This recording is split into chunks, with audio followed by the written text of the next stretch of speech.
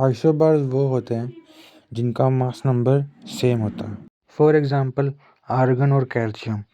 Argon का wait होता है 40, कैल्शियम का भी वेट होता है 40, लेकिन आर्गन का एटॉमिक नंबर होता है 18 और कैल्शियम का होता है 20। ये फर्क है। ये आइसोबार का एग्जांपल है। ठीक है, भूल ना जाएं तो इसको याद करने की एक ट्रिक है। आइसोबार में र का साउंड आता है और आर्गन में भी र का साउंड आता है। तो ये बात जम रही है ना कि आइसोबार जब हम बात कर रहे हैं तो आर्गन और कैल्शियम की बात हो रही है। और आर्गन कैल्शियम के अंदर क्या मतलब क्या फ़र्क होता है कि आर्गन और कैल्शियम का मास 40-40 होता है, लेकिन एटॉमिक नंबर 18 और 20 होता है। तो ये फ़र्क आ गया है इसके अंदर। तो ये आपको हेल्पफुल रहेगा ट्रिक का ना याद रखने में। आइसोबार का बात हो रही है तो किसकी बात हो रही है? आर्गन कैल्शियम की एग्जांपल है ये।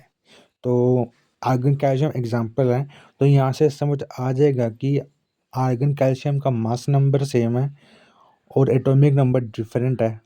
और यही हम लिख सकते हैं इसकी डेफिनेशन के अंदर कि आइसोबार वो होते हैं जिनका मास नंबर सेम होता है लेकिन एटॉमिक नंबर डिफरेंट होता है। अब हम बात करेंगे आइसोटोप की। तो आइसोटोप वो होते हैं जिनका मास नंबर डिफरेंट होता है लेकिन एटॉमिक नंबर सेम होता है। अब इसमें कन्फ्यूजन आ रही है ना, तो इसका एक मतलब सिंपल सा ट्रिक है इसको याद करने की। जब भी हम आइसोटोप की बात करेंगे तो तब हमारे पास हाइड्रोजन की बात आएगी, यानी कि ये होता है ना प्रोटियम, ड्यूट्रियम, ट्रीटियम। ये क्या होती है? प्रोटियम होता है जिसके हाइड्रोजन के अंदर एक होता है मास, जिसका मास नंबर 1 होता है। ड्यूट्रियम होता है जिसका मास नंबर 2 होता है। ट्रिटियम होता है जिसका मास नंबर 3 होता है। तो ये हाइड्रोजन की बात हो रही है। और इसका ट्रिक सिंपल सा यही है कि जब भी हम आइसोटोप की बात करेंगे तो हम हाइड्रोजन की बात करेंगे। और हाइड्रोजन के अंदर हम क्या डिफर पढ़ते हैं कि प्रोटियम होता है, ड्यूट्रियम होता है, ट्रिटियम होता है। ये एलिमेंट्स होते हैं, डिफरेंट डिफरेंट होते हैं।